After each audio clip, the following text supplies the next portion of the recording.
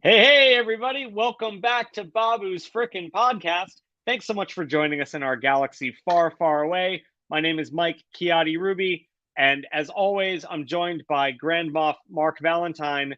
Welcome back to a more civilized podcast for a more civilized age. It's good to be back, gentlemen. I am very excited. This is the moment that we've been waiting for. Obi Wan Frikin Kenobi. It's a frickin' Obi Wan Kenobi. At long last, we are back and rounding out our Jedi Council as always. Brian, Joe Yaozali, Brian, which are you more excited for next Friday? Like, my mind is going to explode. Obi-Wan, 2 episodes of Obi-Wan, or Top Gun Maverick? Oh, Stranger Things also drops that day. That does come in third on the list. I am seeing an early preview of Top Gun Maverick, so Friday is reserved for Obi-Wan. I'm seeing Top Gun Maverick on Tuesday. Oh, you're getting in on Top Gun Tuesday? I just saw the ad for that this morning. Yes, IMAX, baby. Oh, the jealousy stabs at me. I can't wait. I can't wait to talk Star Wars with you guys. So we are going to consider this the first episode of season 2 of Babu's Frikin podcast. We've been on hiatus for so long. We had one episode that kind of popped up a little mid break morsel after the end of Book of Boba Fett, but we've been off the trail for a while, but now we're coming back at it. It's also our official premiere episode on the Nerd Life Network. So it's a perfect time to start season 2. Quite fitting. And so with that, for any of you who are joining us new or those who have joined us before but have not done so yet, quick reminder, hit that like button, subscribe, best of all, share and tell your friends if you like what you hear. This is pretty fantastic. I mean, I believe, Brian, you shared with us that we were named in a comment the most bingeable Star Wars podcast in the galaxy. That's, again, another great way to start things off, right? Absolutely. Shout out to Christian for that. That was very positive. That's the reason we're here tonight. No, I'm just kidding. It is so happy. Our schedules, we all still very much love each other. Our schedules just weren't coming around.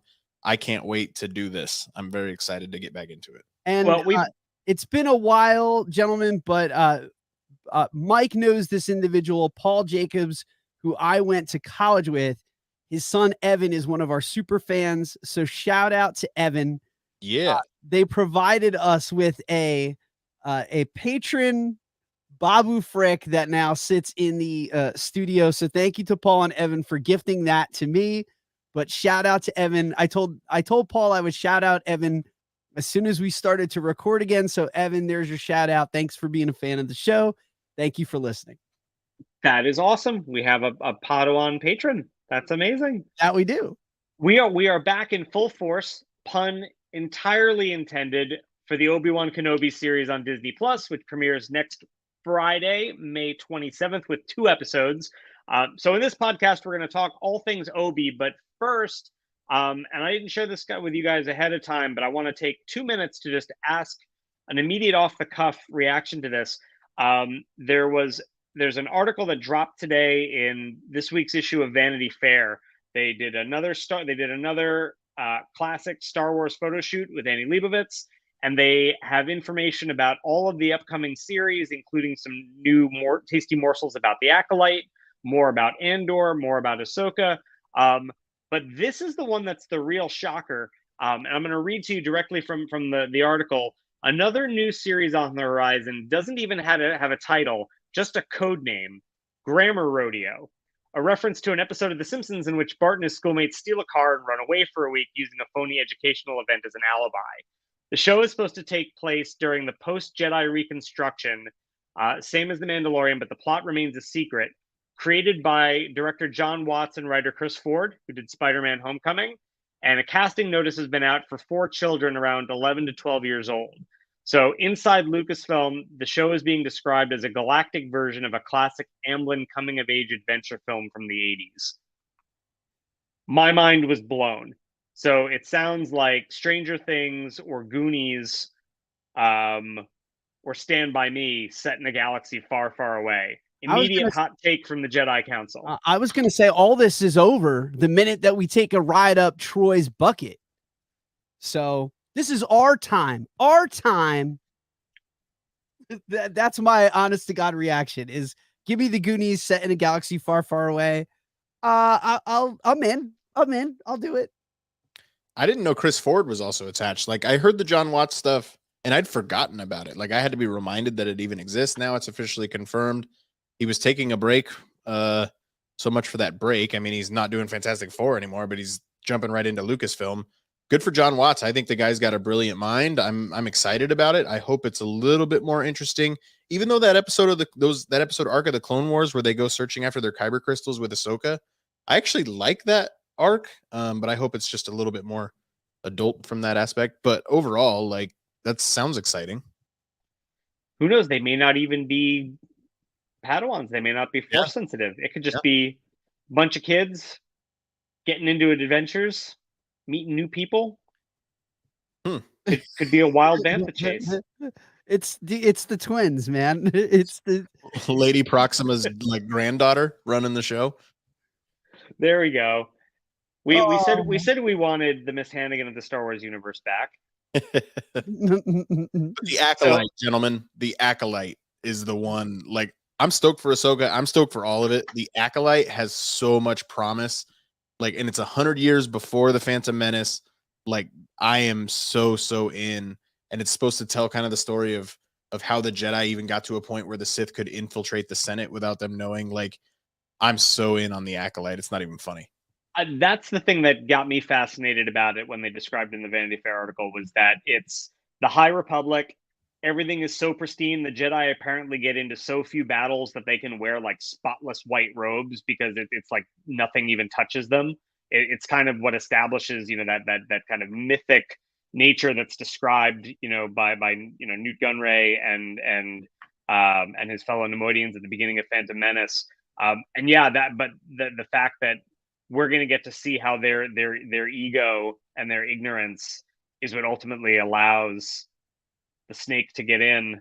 I find that really exciting. It's a perspective that I think that we need, and it's severely lacking. There's a lot of stuff in the animated where we are getting more dark side and dark force users are being fleshed out. There's a lot more storytelling that happens in the animated world, but in live action, that's the side of the force that we really haven't had much, aside from a few monologues here or there from Senator Palps. It's going to be really intriguing and interesting to see the Acolyte play out. And dare I would say, I'm going to make an argument. We need more shows of this nature, because there's a lot of Star Wars fans that really do gravitate towards the dark side of the force. It's great for them to have that side of the storytelling be told. Brian and I were having this discussion right before you got in, but the small screen appears to be a recipe for success for Star Wars. And using the small screen, you can take a lot of risks like this. You can tell very pointed storytelling. It doesn't have to be broad brushes, and you don't have to paint in trilogies when it comes to the small screen.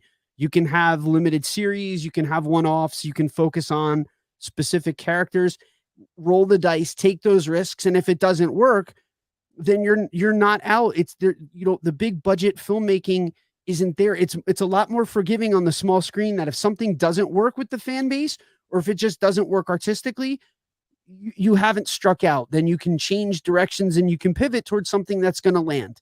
So I'm all in. Yeah, I also love the fact that it's High Republic, but it's within reach of what we know. So within 100 years, we know what's imminently coming, and there are characters in canon who are available to us. Yoda will be 600 years old at that point, so Yoda could very well make an appearance. Given the ages of the characters that are involved there, it is entirely possible that the tragic Darth Plagueis could very well be within reach and connected with this acolyte, because he will either have risen to power or be rising to power before he takes on Palp as his dark apprentice. The Wookiees live to be many, many years old. We may find people who are connected with those we know. There's a lot that's there that lets us have an entirely new cast of characters, but still get some Easter eggs and even get some tried and true favorites that we love. All in. Outstanding. Well, speaking of all in, let's go all in on Obi Wan Kenobi. Hello This will be our preview episode for the new limited series on Disney Plus. We had a great preview episode where we talked about Boba Fett, talked a bit about his origins, our feelings on the character, and what we expected for that show before the Book of Boba Fett. And so our goal today is do a little bit of a primer and a little bit of a chat about this character who we've obviously talked about through the course of our year on the air with this podcast, but we've never done a deep dive into Obi-Wan. So let's take that little bit of a deep dive into the character and then talk about what we can expect from the show. So I don't know whether we've ever talked about this, guys. Where does Obi-Wan Kenobi sit for you guys as a character? Like where, and that your feelings towards Obi may have changed over the past 40 years, as obviously there have been different iterations of him, different actors portraying him, different angles that we've seen based on the narrative. So Mark, you look eager to jump in. Tell us what is your relationship with Obi-Wan, and how are your feelings on him? So I'm for people that are our age, Mike, I think that you and I are probably very close in our feelings on Obi-Wan, in that we were introduced to him via Alec Guinness. He was the elder statesman, and dare I would say he was like he was the father of the Force to both people like you and I, because at a very young age, he was the only Force user that we had for a while. I mean, and for a great while. So to see him expand upon the Force and to build the mythos, and as he served as a tutor to Luke Skywalker, so too did he serve as a very similar tutor to us. There was so much that early on, it was, much like we just said, it was just monologues here and there, but the discussion of the Clone Wars, all of that stuff was legends to us. And all we had for the longest time was the self-sacrifice that Obi-Wan Kenobi made to help that band of misfits get off of the second Death Star. We got to see the third First Death Star. Yeah. We got to see him get off of, or we saw him sort of make that self-sacrifice to help the rebellion move forward. And, I dare I say, we were all in the very same spot when he did make that sacrifice. Like Luke Skywalker, we all audibly yelled at our televisions the first time that happened. But growing up, he's like the father of the Star Wars universe to guys like us. And then seeing him as a young man in the prequels, seeing that whole story play out, it was so satisfying for us to see him in his youth. It was like a familiar face, going back and seeing all of his exploits as a young man, revisiting someone who we thought that we knew. And then I know that we're going to get into this later on, then seeing his humanity during the Clone Wars was even more satisfying to maybe realize that the idealist that we knew from the original trilogy had aged so much, both physically, but also spiritually and mentally, that the man that we see at that point is very different from the character that we see play throughout the Clone Wars series. So he's one of the best developed Jedi that we have. And for good reason. He's a great character to have a limited series on. I'm very excited to see this period of his life. And I know that we're going to get into this a little bit later, but this is a black hole of, we don't know what happens in these years. The last that we left him was Revenge of the Sith. And then he picks up for us again in the animated Rebels. And there's no story as to what happens in between. So it's going to be great to pick up with this piece of his life to see what he was doing in between that duel with Darth Maul and him leaving Anakin Skywalker on the flats of Mustafar. A lot of Sudoku, I'm sure. Brian, tell us about your relationship with the character of Obi-Wan Kenobi. What have your feelings always been? Yeah, there's not a massive age difference between the two of you guys and me, but there's enough. It was the right age difference where I was not introduced to the character of Obi-Wan, but I fell in love with the character of Obi-Wan because of Ewan McGregor. Yeah. With the timing of episode 1, and he's just cool, calm, collected all the time. He's the best part of the prequels, and as the prequels age, they get better and better for a lot of people, and still he's the best part of the prequels for just about everybody. I would call him the second best fleshed out character in the Star Wars universe.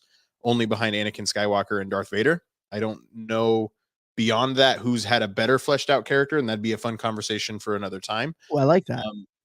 What is interesting to me is as we get into it, everybody's so excited to see him again that I think people are forgetting that we're also going to see Darth Vader at the height of his powers. We're going to see the live action introduction of Inquisitors.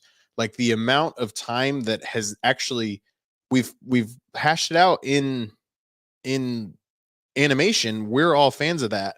But for people to now get through their love of this character, how great this galaxy and this storytelling can be, man, I'm just so excited for all of it.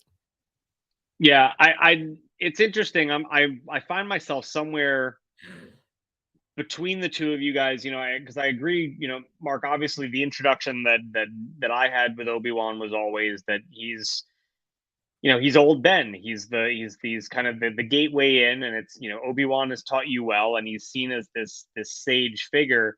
But I agree with Brian. I mean, Obi-Wan is the best part of the prequel trilogy, by leaps and bounds. Like every time Ewan McGregor is on screen is exciting and interesting, and the choices that he's making, both fresh as the character as well as reflecting what Alec Guinness had done before, as he's kind of retroactively building the character. It's interesting how he has to take like his future self and figure out ways to inform that performance by taking information from the future performance. It's really cool, and without it being an impression, like he makes it his own. It's not him doing an Alec Guinness impression, even though he very clearly is embodying and sounding like Alec Guinness, but it doesn't feel like he's doing a caricature of him. Yeah. I almost love prequel Obi-Wan more than the character in the main trilogy. He's just so interesting and so exciting. Oh, I certainly do. Yeah. I much prefer prequel Obi-Wan to main trilogy Obi-Wan. Well, Yeah, you're but we getting also so don't much. Yeah, you're getting get so much more from him.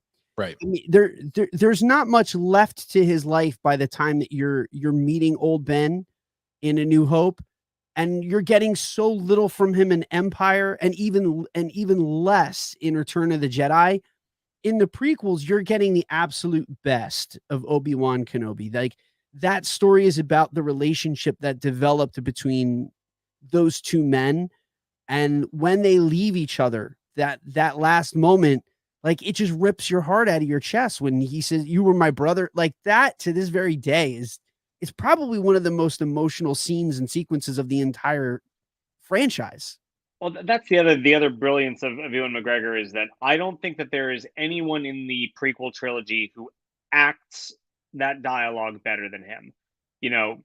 George Lucas is a brilliant storyteller, but he's not a very good dialogue writer, and yet somehow I truly Ewan McGregor. love you. Yeah, but somehow Ewan McGregor takes these incredibly stilted lines and gives each of them meaning and makes them iconic and even memeable. I mean, that it could be super melodramatic. I loved you. You were my brother. That whole bit right there, like it. Unfortunately, she's a remarkable Oscar-winning actress, but like there were so many of those similar types of lines that Natalie Portman performed well, but she couldn't pull them off the same way as where McGregor just makes them feel so nuanced. Yeah, I can't argue with that at all. I think he's the man's brilliant. Star Wars got so lucky that everybody has aged just about perfectly to be able to pull all this off, and I can't wait to see it. So let's talk about Obi in the original trilogy. I mean, he plays a very specific role, being the sage and the mentor, and that's really what Alec Guinness was. He brought credibility to Star Wars because he was the established theatrical actor, film actor of any number of truly classic films. Obviously Lawrence of Arabia, like Bridge on the River Kwai. Like he's the guy. But there's even in the moments that are there, and I feel like it's YouTube that's done him favors with this. The subtext of how flawed Obi-Wan is and his failures and the trauma, like I don't know if you guys have seen this, but certainly for our listeners, I would recommend going on YouTube and just search Obi-Wan Kenobi PTSD. there are people who have taken his monologue when he's explaining the dark times to Luke and edited that using him as voiceover to show what happens with Order 66 and the fall of the Jedi and his relationship with Anakin before his fall. It's crushing, and the way that it gets edited together, you can just see so much behind Alec Guinness's eyes. It's hard to remember like just how much his performance in so little screen time just set off our imaginations. Like all he had to say was, "I fought with your father in the Clone Wars," and for 30 years we were, almost 30 years, we were like, what the heck are the Clone Wars? Yeah. We were so fascinated because of what he imbued there. So I mean, it's easy to say he's kind of the old guy who makes the sacrifice, but there's so much in that first performance that just establishes so much. I mean, I don't know. I've said quite a lot there. But, what do you guys think? It's a great cut. I love. Well, but here's the thing, and this is where the devotees and the students of this franchise come to pay off. Whether it's Jon Favreau or Dave Filoni, these directors were kids like us, and they hang on those words. They hang on every single word of dialogue because it was so important to them in their lives, and there's so much gravity to this film that when they go and create their own world and when they world build on their own, they use this dialogue, they use these performances, as rich as they are, as the basis for that next chapter. And so clearly that monologue of Obi-Wan's has been so impactful on the writers like Dave Filoni to take that material and to incorporate it into their storytelling in such a way that, and we've said this now at least a half a dozen times, Star Wars is doing such a wonderful job of creating content that is supporting other works. So that we see this in The Mandalorian right now, how they are building out. And we even said The Bad Batch, how The Bad Batch is building out certain aspects of the prequels that we've never had a chance or an opportunity to see. So to that end, what do you guys think the Clone Wars and what do you think the original trilogy did for the Obi-Wan character, right? So we have the broken old hermit who makes the ultimate sacrifice and is seen as the wise teacher, the old gunslinger who makes the great sacrifice. What do you guys think the prequel trilogy and the Clone Wars series both specifically did in terms of shaping the character of Obi-Wan? It made him relatable. Like the Obi-Wan that we know from the original trilogy, he's for lack of a better term, the perfect Jedi. In this one, they added a lot more nuance, especially with the character of Satine Kryze. That's in my opinion the best Obi-Wan Kenobi storytelling that we've gotten is he would have left the Jedi Order for her. All she had to do was ask him. It added flaws, it added a human element, made him far more relatable than he'd ever been. Yeah. His frustration that he constantly got with Anakin, the only reason he was training Anakin in the first place is because it was basically the dying wish of his master who he dearly loved. It was almost forced upon him. He never ever saw himself as Anakin's father figure, quite like Qui-Gon did, or anything like that. You were my brother, Anakin, for a reason. There's a lot in there that he was far from perfect, and it made him that much more perfect. Does that make sense? And no, unless we forget that when he takes on Anakin as a Padawan, he himself was not prepared. I mean, far and away, one of my favorite aspects, and it's not going to land high on a lot of other people's lists, but one of my favorite aspects of Obi Wan Kenobi is Phantom Menace Obi-Wan. Headstrong, impetuous, dare I say, even a little angry. The negotiations were short. Yeah, I mean, he was far from the perfect Jedi at this point, and now here he is with this charge with this kid that he doesn't know how to be Qui-Gon Jinn. He doesn't know how to be a master to this young Padawan. So the best thing that he has, all he has, is brotherhood, and that, like, he himself, you can argue he's a teenager himself at that point. He's not ready to like raise a kid. He's not ready to like have this Force user tag along and develop him. So he did the best that he could with what he had in that moment in time. And so the two of them develop a brother relationship, and it clearly wasn't what Anakin would later need in his life.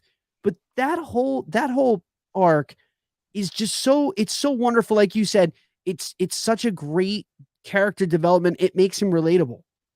It makes Obi Wan Kenobi relatable, that he's not this idealist living in the desert, self-sacrificing.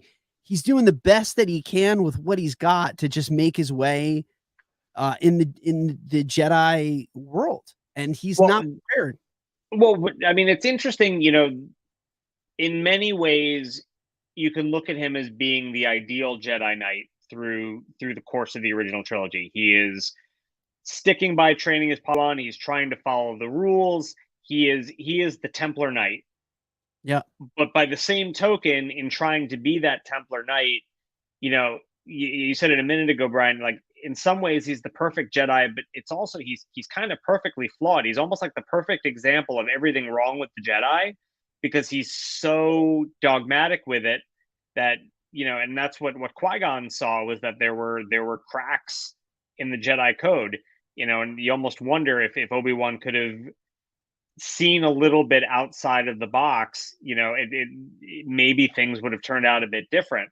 It's a really interesting dichotomy with him. I mean, even more so when you consider the way that he kind of behaves anytime he goes into a bar, or when he's playing detective. Like, Obi-Wan is both incredibly disciplined as well as a cowboy. He is a charming rogue in the style of Han Solo. Well, think about the fact that he knows about Anakin and Padme. He knows, and he just chooses not to know. Like, I'd rather value friendship over everything that we're talking about here. Like, it's very fascinating. Like, and he kind of plays dumb. Like, there's always that Anakin's the father, isn't he? I mean, you're playing as dumb as you possibly can at this point, but he knows about Anakin and Padme, and he kind of lets it happen, which, I mean, is kind of a problem. He does. It's like cool RA vibes. It's like, I know there's alcohol in here, but I'm not going to bust you guys. I'm just going to go back to my room and pretend it didn't let happen. me see. Yeah. Well, there's apparently cut dialogue from originally within that scene where he admitted knowing. Yeah, and it's I mean, the Clone Wars definitely kind of pushed that narrative a little bit more. Like, there's the one where Anakin's like in season 7 where he's like behind the door and talking to Padme, and I hope you told Padme I said hi. Like they definitely pushed that narrative even further in the Clone Wars. Yeah, so it's interesting. On the one hand, they try and play him off as being, the paragon of virtue, and then at other times he's just really not great at it, and then he has to go and live for 20 years in exile with the weight of his failure, and the scar of knowing that, for all he knows. I mean, this will be interesting to see if they explain this in the Obi-Wan series, that's coming up. He may very well think that Anakin's dead. He left him for dead on the shores of the lava. He may very well think that he actually did kill Anakin. He just couldn't deliver the final blow. I think that you're onto something, because I truly believe that one of the many things that's going to happen in this limited series is he's going to come to learn that Darth Vader is in fact Anakin Skywalker. He sees him on like CNN. No, but I think that that's going to happen, that the two of them are going to meet. And I think that one of the first things that Darth Vader will do is divulge to him, and I don't think he's going to recognize him at first. Well, you don't think he knows? No, I don't. I don't think he knows. I don't think. No, I think he thinks he's dead. I think he literally thinks I left him with just a new guy in the galaxy wearing all black. But I left the high ground. I left the high ground, and yeah. I didn't have it in me to strike the final blow. And lo and behold, there he is. And it gives even more meaning to when he says to Luke in Return of the Jedi, he's more machine now than man, twisted and evil. How would you know that if you hadn't had a run-in with him? Like, what? How if you've been hiding on Tatooine all of this time, and there hasn't been, like, people are kind of upset about the idea of him and Vader maybe having a meeting in between. there has to have been something. There has to have been something meaningful where he really truly realizes the result of his failure and how much worse it's going to be. I mean, that's the other thing too. Can you imagine going all that time thinking Luke is going to be the chosen one, he's going to come through, he's going to make everything better, and then going, oh, horse crap, oh, bantha voodoo, we done stepped in it, he's got to go kill his own father. What have I done? And What also, have I done? And also to point out the obvious, people that are upset about Vader and Obi-Wan meeting, like, all Vader says is, I haven't felt this presence since. Like, there's no finish to that sentence. So everybody just needs to get over it and root for this to happen, because it's absolutely. And when last we met, I was but the learner. Now I am the master. Correct. And there's a lot of gray area in that statement. It does not mean that last meeting has to be on Mustafar. There can be another meeting in between those duels. And your powers are weak, old man. Like, that says that his power has been tested again. You know, when we see Obi-Wan now, only 10 years has gone by from him being at, elite fighter status.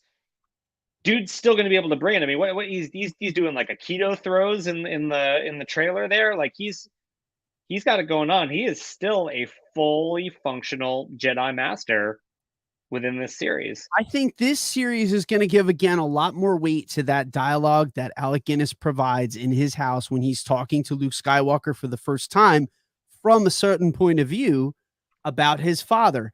It's basically saying, Vader seduced and killed your father. Again, he doesn't know that Anakin is Darth Vader yet. He doesn't know. He went right into exile.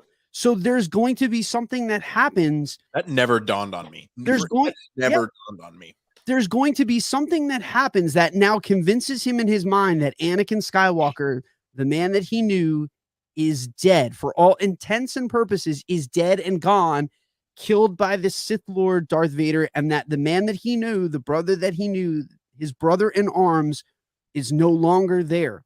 He's more machine now than man. Your father is dead.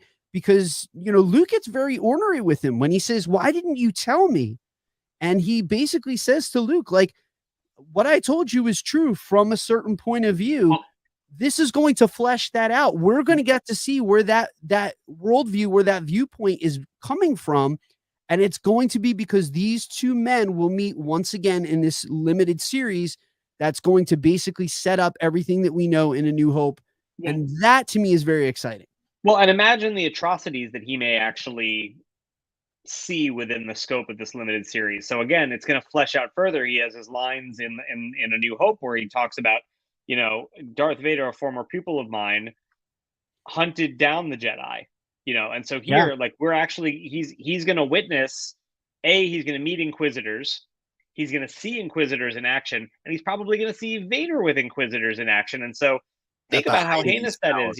He's gone from being my brother and a Jedi to he did the unthinkable. I saw him on a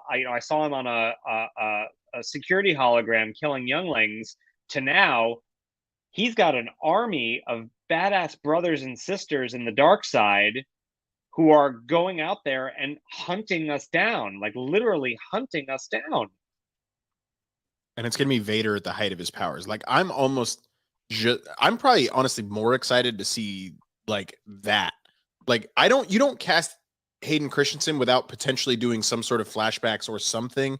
I do think we see Anakin at some point, somehow throughout this show, but seeing Vader at the height of his powers, like Rogue One on steroids, like, give it to me and inject it into my veins. Well, and the torture of him in the suit as well. So the other thing that Hayden Christensen says in that Vanity Fair article is he talks about, I always played Anakin Skywalker or Darth Vader at a certain point in time, right? And now he's like, I never really got to play Darth Vader. He's like, now I get to play that tortured soul who is imprisoned behind the mask. What is the, who we've only ever gotten a peek of when Ahsoka cracks the mask in Rebels. Like, we're going to get to see what that living his every single day in brutal pain is like, but the mental and physical anguish of what he's doing. And same for Obi. So I pulled this out of the article as well because I thought it was interesting, and I want to get your takes on it. Ewan McGregor says when he was asked about coming back and doing the show, he says, "I just said I think that it should be a story about a broken man, a man who's lost his faith. Obi-Wan has always had a funny line to say, or always seems to be calm and is a good warrior or soldier or whatever. But to see that man come apart and see what gets him back together again, that's where we started." Chills. Literal chills. Oh, that's awesome. That's so good. I haven't read the article all the way through yet. That's great, man. I'm so excited. So, I mean, that's another really interesting idea, is to think of, and again, talking about material, making other material better. How great if we see ornery old Ben, and what are the last Jedi haters going to say then? That's Luke. Yeah. Yep. That's Luke. Yep. So let's talk about some of the other folks that we know that we're getting in this and some of the exciting aspects around them. So we're going to get Uncle Owen, Aunt Beru. We're going to get Owen and Beru, and we've seen little Luke Skywalker flying his invisible land speeder, sitting on top of the moisture farm. What do you guys think we're going to get from Owen and Beru, besides a lot of really great Uncle Owen memes? If I'm being completely and totally honest, aside from just the mention, Uncle Owen and Aunt Beru don't excite me as much as I think they do maybe other people in this world. I mean, listen, they throw a hell of a barbecue, but too soon. But I don't know, like they are let's just say they're the wet blanket of the Star Wars universe. They were the ones they were the ones that were always trying to steer Luke Skywalker away from his dreams of pursuing the wars in the stars. So I don't really have a lot of fondness for Owen. I mean, it's cool. It's a cool Easter egg. It's going to be neat to see why they get to that point, because it looks like, I mean, great line from the trailer. I've already seen way too much from the trailers that I don't, but the line, I'm sorry if I'm delivering it wrong. I only heard it the one time. Just like you what is it? Like, just like you trained his father or something of that ilk. But the boy must be trained. Oh, like you trained his father. So that line is really good. I mean, as far as the performances go, I mean, there's other standout characters that get me out of bed. Uncle Owen and Aunt Beru don't really move the needle for me. I'm sorry if I'm the wet blanket right now. Obi-Wan doesn't know that Anakin is Vader and Vader is Anakin. Like, Owen definitely doesn't know. So, like, where's that gonna come in? Like, are we just assuming like you trained his father because his father died? Like, does somehow Owen find out that Vader is Anakin? I doubt it. Like, well, Owen may know that Anakin went on a kill crazy rampage in the Jedi Temple. When Obi-Wan shows up and is like, "Here's the boy. His father's dead. He betrayed us all." I don't think anyone in the galaxy knows that Darth Vader is Anakin Skywalker. Nobody, because he doesn't answer to Anakin Skywalker ever. And once he gets into that suit, which again is a really short time after his turn in the massacre, I don't think there's a single solitary soul in the world right now in the galaxy, save for Emperor Palps, that knows that that's Anakin. But Yoda and Obi-Wan do watch him like in a hologram on his knee, and he does get referred to as Vader. Like, I don't think they, yeah, but no, I don't. But he does. But Yoda says that. So Obi-Wan may not necessarily, but no, Yoda says it. Yoda talks about he and the Emperor. The Emperor says, Darth Vader will become more powerful than either of us. Misguided your faith in him may be. But I don't think they had those bigger conversations. Like, I don't think they had a chance to tell any of this to Bail Organa. They were in crisis mode. It was, we have to go and duel. You have to stop him. I have to stop him. There wasn't a summit to kind of say, oh, and by the way, Anakin Skywalker is now Darth Vader. I don't think there was enough time to really discuss all that. I think the name Anakin Skywalker to the galaxy died on Mustafar. I don't think anyone knows that Darth Vader is really Anakin Skywalker. I think that this series is going to flesh a lot of that out for all of these interested parties. And it's one of the most compelling pieces of this series for, I think, the character of Darth Vader. That the name Anakin is going to be once again whispered in corners of the universe. And I think it's going to add a lot of drama. Interesting. I'm not 100% there, but I am not ruling it out either. We know that name means nothing to him anymore. It doesn't. That is true. We're gonna get at least 3 Inquisitors out of this. That's pretty exciting. Yeah, Reva, I believe is how it's pronounced. She's gonna be the main Inquisitor. And Mike, you have the cast list in front of you. I apologize. I do not know the actress's name playing Reva, but she seems all in. She's from the Queen's Gambit. She's very good. Yeah, we're gonna get helicopter bladed lightsabers. Like, I think. Also, stop complaining about what the Grand Inquisitor looks like. Like, we've had this discussion many times. Awesome. I can't wait. Rupert Friend seems to be all in on this role. I can't wait for it. The fifth brother looks fun. I'm so in on live action Inquisitors. It's awesome. Yeah, Moses Ingram is the actress's name. Thank you. She's excellent. Rupert Friend, I think, can do no wrong. I think he's going to be absolutely spectacular. I think the fifth brother is a fun extra. He's just super cool looking. He's played by that dude from Fast and the Furious movies. Yep. He will likely be Fast and Furious. That's probably accurate. I have not heard any more about this, but 2 other pretty significant name actors in the show are O'Shea Jackson Jr. and Camille Nanjiani. So I'm super. I had really thought maybe Camille Nanjiani would be playing Hondo. I thought he was going to come in and be Hondo, but word is I saw him in the trailer. He's not wearing makeup. He's got a cool little droid though. A new kind of droid that we haven't seen before in the trailer. But yeah, I was bummed. Like the Hondo thing, I was hoping for it. So I don't know what they're going to be all about, but that'll be a neat thing to see. The other thing that's super exciting. Kumail does say he wields a lightsaber at some point in this show. He said that in an interview months and months ago. So I know what color. I know what color it is, Brian Lee. How do you know? Always blue. Always blue. Always blue. Druid sucks.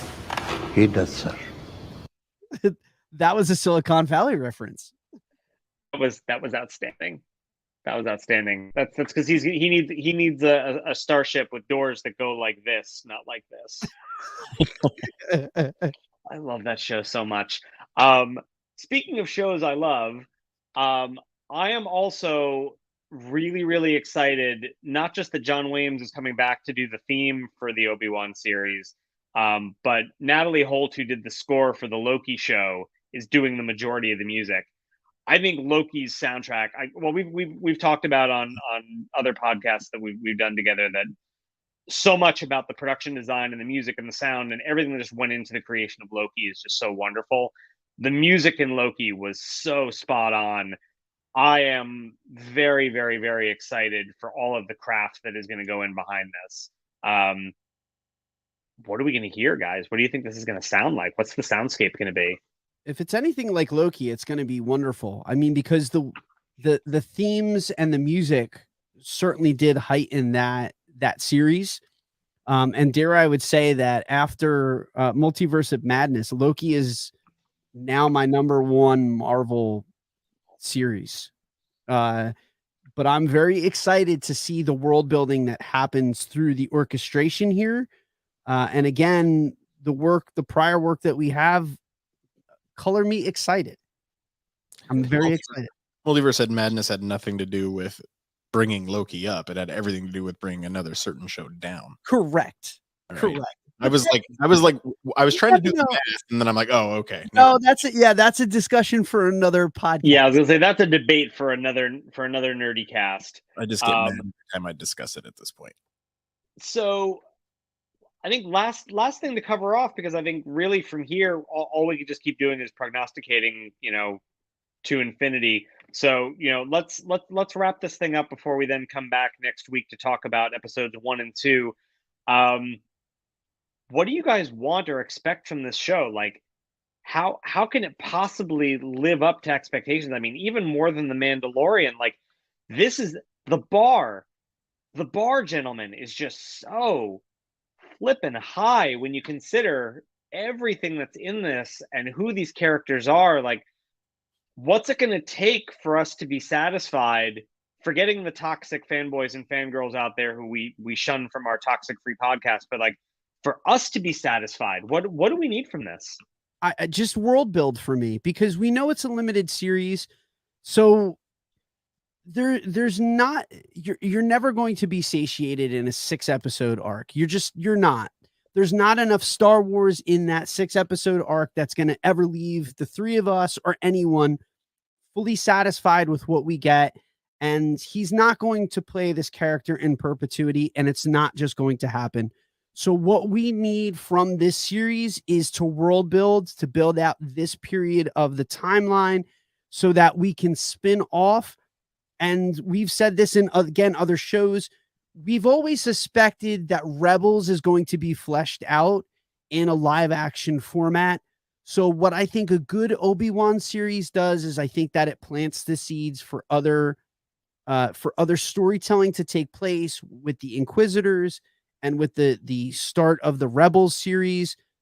It's going to allow this period of the timeline to live and breathe. There's not enough storytelling in time to ever get it done. I'm going to throw this out there. This is lofty, but I also think I would be highly satisfied if we got a Darth Vader series, limited or not, coming out of this as well. How about you, Brian? How are you going to walk away from this feeling satisfied? I mean, I feel like I'm going to be satisfied simply having seen it. I think there's actually going to be something earth-shattering in the second episode, because I think the plan all along was to show the first 2 episodes at Star Wars Celebration. And I think there's a reason that they changed the release strategy from 1 on Wednesday the 25th to 2 on Friday the 27th, because I think they don't want whatever's going to happen to get out from Star Wars Celebration to the rest of the world without people knowing. So I feel like there's going to be something earth-shattering, not Baby Yoda level, but something like that that's going to be fairly big. All I want from this series is to have reason to have existed. I want it to be so intricate with story that there's a reason we have it. I don't want to have this series just because people wanted it. I want it to make sense with the story. That's all that I ask for this show. And I really, really, really want to see Force Ghost Qui-Gon Jinn. Yes, I would agree with all those things. I think for me, the thing that I somehow want in this is stakes. So this always goes back to what Mark and I have debated for forever, and the three of us have talked about on this podcast with Solo. We know Obi-Wan's going to live. We know exactly. We know know when he lives. We know when he dies. We know what's going to happen. We know the same thing with Vader. We know the same thing with Luke. May be in danger for a period of time in the show, but we know where he's obviously going to end up. So how do they create physical and emotional stakes in this show to make it worthwhile? Because that's the biggest challenge that I've been having with a number of Marvel and Star Wars properties recently is I just don't feel like there's anything that like feels dangerous or puts me on the edge of my seat. Yeah. Very Loki, fair, dude. Very fair. Loki had stakes. WandaVision had stakes. Sorry to go sideways a little bit.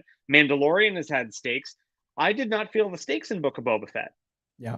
We talked about that before. And we even thought he might die, and we still didn't feel the stakes. Yeah. So like I want to be on the edge of my seat with this thing, constantly wondering what's next. Even if I know that he and Vader are going to meet up, and even if I know that ultimately both of them are going to live to die another day, like, how can they get us invested in these characters, and how can they get us invested in what's going on there? That's if they can do that, then all of the rest of this is going to be awesome. I just know it. So An excellent preview, guys. Great to get back in the cockpit. Chewie, we're home.